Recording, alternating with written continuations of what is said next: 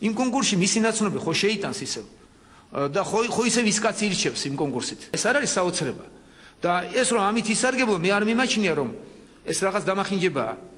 თუმცა მე მიმაჩნია რომ უკეთესია ყველა შემთხვევაში გამოაცხადო კონკურსი და კონკურსის შედეგად შეიძლება მიიღო მასზე უკეთესი შენ რომ იცნობ.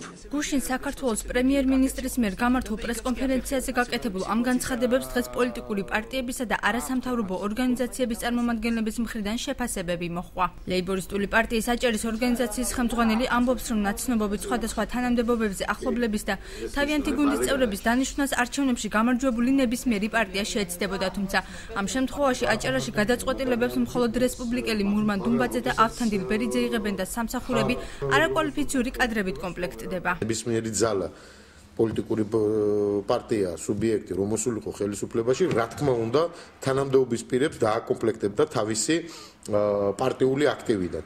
მაგრამ შეცდომა არის მხოლოდ და მხოლოდ ერთადერთი, რომ ჩვენ დასამწუხაროდ აქ პარტიული აქტივიდან არა ივანიშვილი, არამედ მურმან დუმბაძე და ავთო-ბერიძე აკომპლექტებს. არაკომპეტენტური კადრები მივიდა ხელისუფლებაში. არაკომპეტენტური კადრები, ხალხი, რომელიც დიდი ხნის განმავლობაში ელოდნენ, იყვნენ დაბოღმილები და დღეს ჩაიგდეს ძალაუფლება ხელში. საერთაშორისო გამჭვირვალობა საქართველოს იურისტი ამბობს, რომ ქვეყანაში სრული ნეპოტიზმის აღმოფხვრა გამორიცხულია, თუმცა მისი მასშტაბები აუცილებლად ყურად აღებია.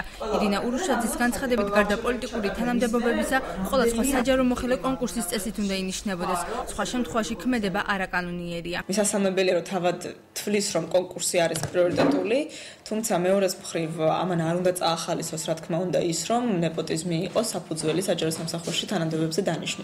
კანონი ითვალისწინებს არაერთ ფორმას საჯარო სამსახურში დანიშვნის ან განთავისუფლების და საკმაოდ ფართო დისკრეციის საშუალებასაც აძლევს საჯარო სამსახურებს, მაგრამ ღია კონკურსი უნდა იყოს ყოველთვის პრიორიტეტი. აჭარაში საჯარო მოხელეები არჩევნების შემდგომ დროებით მოვალეობის შემსრულებლებად დაინიშნენ. თანამდებობებზე მოსახვედრად კი კონკურსის გავლა მათ 1 ივლისიდან მოუწევთ.